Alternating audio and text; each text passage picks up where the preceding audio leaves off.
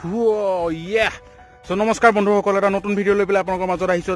ভিডিঅ'টো হ'ল ৰয়েল এনফিল্ডৰ ওপৰত, আৰু মই আগতে এটা ভিডিঅ' বনাইছিলোঁ আপোনালোকৰ আগত যে ৰয়েল এনফিল্ডৰ ডিছএডভান্টেজসমূহ মই কৈছিলোঁ আপোনালোকৰ আগত, যে কি কথা আপোনালোকে মন দিব লাগে এখন ৰয়েল এনফিল্ড কিনাৰ আগত, এখন ক্লাছিক 350 কিনাৰ আগত, বা বেলেগ ৰয়েল এনফিল্ডৰ যিকোনো বাইক এখন কিনাৰ আগত। চ' আজি মই আপোনালোকৰ মাজত বুজাম যে ৰয়েল এনফিল্ড যে মডিফিকেশ্যনৰ বাপেক হয়, যিকোনো ধৰণৰ মডিফিকেশ্যন আপোনালোকে কৰিব পাৰে, আৰু তাৰ লগতে কি এডভান্টেজ আছে এখন ৰয়েল এনফিল্ডৰ, কি সুবিধা আপোনালোকে পাব। চ' ভিডিঅ'টো আৰম্ভ কৰোঁ অকণো দেৰি নকৰাকৈ। চ' প্ৰথমতে মই কৈছোঁ যে ৰয়েল এনফিল্ড হ'ল মডিফিকেশ্যনৰ বাপেক। মডিফিকেশ্যনৰ বাপেক হয় ৰয়েল এনফিল্ড। আপোনালোকে যেনেকুৱাকৈ মডিফিকেশ্যন কৰিব বিচাৰিছে আপোনালোকে তেনেকুৱাকৈ মডিফিকেশ্যন কৰিব পাৰে।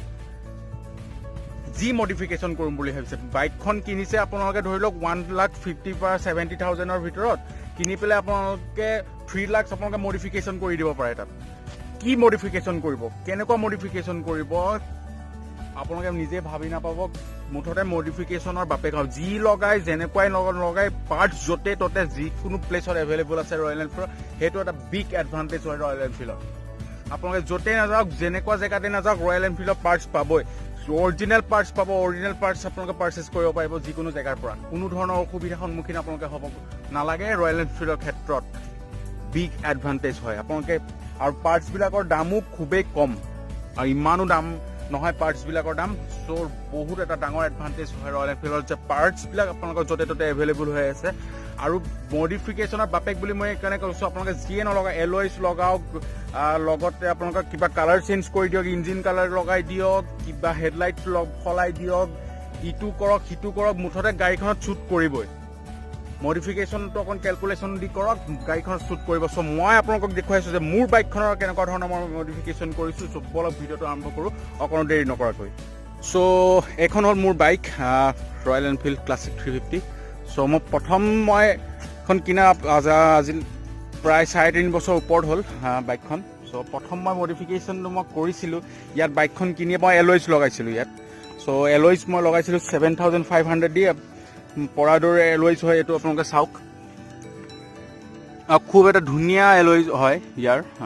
মই আজিলৈকে কোনো ধৰণৰ প্ৰব্লেম এতিয়ালৈকে মই ফেচ কৰা নাই বৰ্তমানলৈকে। মই এলইজ লগালোঁ, এইটো 7,500 দি মই এলইজ লগাইছোঁ ইয়াত। তাৰপিছত মই লগাইছিলোঁ আপোনাৰ ফগ লগাইছিলোঁ, এইকেইটা মংকি প্ৰ' ফগ হয়। চ' ফগকেইটা পাৱাৰটো মই ৰাতি আপোনালোকৰ মই কেতিয়াবা সেই হ'লে মই ৰাতি ভিডিঅ' এটা শ্বুট কৰি পেলাই আপোনালোকৰ মাজত দেখুৱাই দিম, কিন্তু খুবেই পাৱাৰফুল ফগ হয় এইকেইটা। প্ৰায় 2.5 বছৰ হ'ল, অকণো পাৱাৰ আপোনালোকে মোৰ কমা নাই আজিলৈকে, খুবেই উজ্জ্বল হয় পাৱাৰটো। আৰু মংকি প্ৰ' মই আজিলৈকে মংকি প্ৰ' নহয়, মকি প্ৰ' একচুৱেলি, আপোনালোকে ধৰিব পাৰিছেনে নাই, ডেটছ ইট, মকি প্ৰ'। চ' খুব ধুনীয়া হয়, খুব ধুনীয়া ছাৰ্ভিচ দি আছে প্ৰায় 2.5 বছৰৰ পৰা। চ' খুব এটা ধুনীয়া ফগ হয়। আপোনালোকে যদি এতিয়া আফটাৰ মাৰ্কেট পাৰ্চেছ কৰিব পাৰে, ক'ৰবাত এভেইলেবল হৈ আছে, তেতিয়াহ'লে আপোনালোকে কৰি ল'ব পাৰে। ছেকেণ্ডটো হ'ল মই এই ষ্টিকাৰটো মই সলাইছিলোঁ ইয়াৰ ৰয়েল এনফিল্ডৰ তলৰ মেইন যোনটো ষ্টিকাৰটো হয়, সেইটো ষ্টিকাৰ মই বদলাই পেলাই এই ষ্টিকাৰটো মই আপোনালোকক বনাইছিলোঁ RE লিখি পেলাই।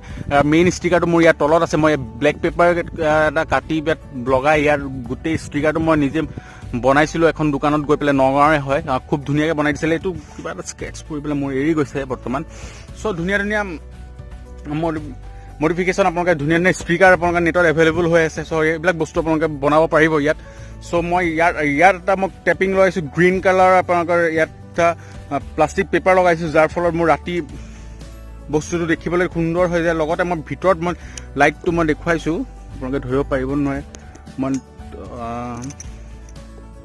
চাওক, মোৰ ইয়াত লগতে মই ভিতৰৰ যোনটো লাইট আছে মই সেই লাইটটো গ্ৰীণ লগাই দিছোঁ, লগত এইটো গ্ৰীণ কৰি দিছোঁ। চ' ৰাতি এটা খুব ধুনীয়া দেখিবলৈ পোৱা যায় গ্ৰীণ লগাই দিয়াৰ কাৰণে। চ' থাৰ্ডটো মই কৰিছিলোঁ, মই বাইক কালাৰ দুটা কালাৰ মই ছিট কভাৰ মই লগাইছিলোঁ, ব্ৰাউন আৰু ব্লেক দি পেলাই মই লগাইছিলোঁ ছিট কভাৰকেইটা গাড়ীখনৰ লগত মেটচিং হোৱাকৈ। চ' ভাল লাগে, মোৰ বস্তুটো ভাল লাগিছিলে। চ' ইয়াৰ পিছত মই কৰাইছোঁ ইয়াৰ যোনটো ওপৰত যোনটো ঢাকনা আছিলে, মই সেই ঢাকনাটো এৰুৱাই পেলাই ইয়াত এটা ব্লেক টেপিং মই লগাই দিছিলোঁ ৰয়েল এনফিল্ডৰ হেৰিয়ৰ কাৰণে। বস্তু শ্বুট কৰি যায় মোৰ মতে দিয়া। চ' ৰছীডাল মই লগাইছিলোঁ, এইটো মোৰ আজিকালিতো ইয়াত পোৱা যায়, কিন্তু যেতিয়া মই ৰয়েল এনফিল্ডখন কিনিছিলোঁ তেতিয়া লগতে ৰছী লাগি অহাকৈ মই আপোনালোকৰ লেগ গাৰ্ড মই কিনিব পৰা নাছিলোঁ, চ' মই ৰছীটো এক্সট্ৰাকৈ মই ফিটিং কৰি লৈছিলোঁ। আপোনালোকে ৰছীটো লগাই ল'ব পাৰে, তো এটা গৰ্জিয়াছ লুকছ আহে, হেভি লুকছ আহে ৰয়েল এনফিল্ডখনৰ ক্ষেত্ৰত। চ' আপোনালোকে লগাই ল'ব পাৰে। আৰু ৰছীডাল লগাই ল'লে আপোনালোকে হেভি, লগতে স্কেটছবিলাক যোনবিলাক পৰে, ক'ৰবাত ধৰি লওক আপোনালোকৰ বাইকখন পৰি গ'লে, চ' সেইখিনিৰ পৰা আপোনালোকে বাচিব। খুব এটা ইম্পৰ্টেণ্ট বস্তু হয়। চ' থাৰ্ড মই লগাইছিলোঁ যে মোৰ ফগকেইটা মই আপোনালোকক জ্বলাই দেখুৱাইছোঁ এবাৰ।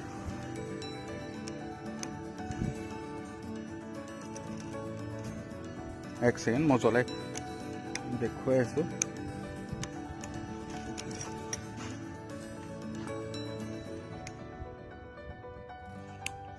চ' মই ফগকেইটা আপোনালোকক জ্বলাই দেখুৱাইছোঁ।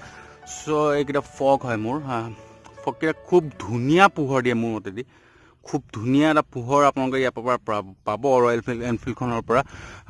লগতে মই ইয়াত এটা ইণ্ডিকেটৰ ছিষ্টেমটো মই দুটা যোনটো আছিলে ইণ্ডিকেটৰ মই দেখুৱাই আছোঁ।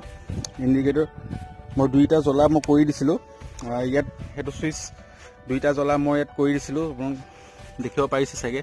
দুইটা জ্বলাই ইয়াত লগতে ফগটো জ্বলাই মই, চ' ইয়াৰ কাৰণে মই এক্সট্ৰা চুইচ বহাইছিলোঁ। এইটো ইণ্ডিকেটৰ অফ কৰিলে আপোনালোকৰ ছিংগুল যোনটা থাকিব সেইটো জ্বলিব, আৰু ইয়াত আপোনালোকে ইয়াত টাচ কৰি দিলে চ' দুইটা জ্বলিব। এইটো হ'ল ফগৰ চুইচ, সেইটো হ'ল ইণ্ডিকেটৰ চুইচ। চ' এইখিনি মডিফিকেশ্যন কৰাৰ লগতে মই গাৰ্ডকেইটা লগাইছোঁ। চিম্পুল মডিফিকেশ্যন হয় এইকেইটা, চবেই কৰে এইখিনি মডিফিকেশ্যন। চ' হ'লেও মই আপোনালোকৰ মাজত লৈ আহিছোঁ। এই গাৰ্ডকেইটা লগাইছিলোঁ প্ৰায় 900 মানৰ ভিতৰত মই পাৰ্চেছ কৰিছিলোঁ আমাৰ নগাঁৱৰ পৰাই। চ' ইয়াত এটা মই ষ্টিকাৰ লগাইছিলোঁ, চব এটা গৰ্জিয়াছ লুক আহে। ইয়াত হোৱাইট ষ্টিকাৰ এটা মই লগাইছিলোঁ। লগতে মই ইঞ্জিনটো কালাৰ কৰা হৈছে, চ' অলপ ধূলি হৈ থকাৰ কাৰণে এতিয়া বৰ্তমান লেতেৰা হৈ আছে, কিন্তু ইঞ্জিনটো মই কালাৰ কৰিছোঁ, ব্লেক কালাৰ কৰিছিলোঁ। চ' গাড়ীখনৰ লগত শ্বুট কৰি দিয়ে আপোনালোকৰ আজিকালি প্ৰায়বিলাকৰ এনফিল্ডত, চ' ব্লেক কালাৰ আহিছে। চ' সেইখিনি আছিল মোৰ মডিফিকেশ্যন, আৰু লগতে আৰু দুটামান মডিফিকেশ্যন আছে মই আপোনালোকক কৈ আছোঁ। চ' ইঞ্জিনটো আপোনালোকে কালাৰ কৰিব পাৰে। ইঞ্জিনটো কালাৰ কৰাৰ লগত অকণমান আপোনালোকে সাৱধানতা অৱলম্বন কৰিব লাগিব যে আপোনালোকে প্ৰথমতে যোনটো ইঞ্জিন কালাৰ কৰোঁতে স্প্ৰে পায়, যোনটো স্প্ৰে দি আপোনালোকে কালাৰ কৰিব পাৰে। মই ইয়াত ধূলি হৈ আছে কাৰণ অকণমান বেয়া লাগিছে, কিন্তু কেমেৰাত বেয়া লাগিছে, কিন্তু এনেই অৰিজিনেলি ভাল লাগে বস্তুটো। ৰাতি আপোনালোকে কালাৰ কৰি থৈ দিব লাগিব, পিছদিনা আপোনালোকে ইউজ কৰিব পাৰিব। এটা টাইম দিব লাগিব ইয়াক কমপ্লিটলি শুকাওঁতে কৰোঁতে। চ' এলয়ছখিনি আপোনালোকে লগাব পাৰে, ষ্টিকাৰ আপোনালোকে লগাব পাৰে, ইয়াত মডিফিকেশ্যন কৰি ল'ব পাৰে, ষ্টেং পেড আপোনালোকে লগাব পাৰে বিভিন্ন ধৰণৰ। মই এতিয়া কেইদিনমান মই কোৰ্টত সোমোৱাৰ পৰা মই এইখিনি কৰিব পৰা নাই। লগতে মই এটা হৰ্ণ লগাইছিলোঁ, আপোনালোকক বজাই মই শুনাই দিম। এইটো হৰ্ণ খুবেই পাৱাৰফুল হৰ্ণ, এইকেইটা আপোনালোকে দেখিছে চাগে।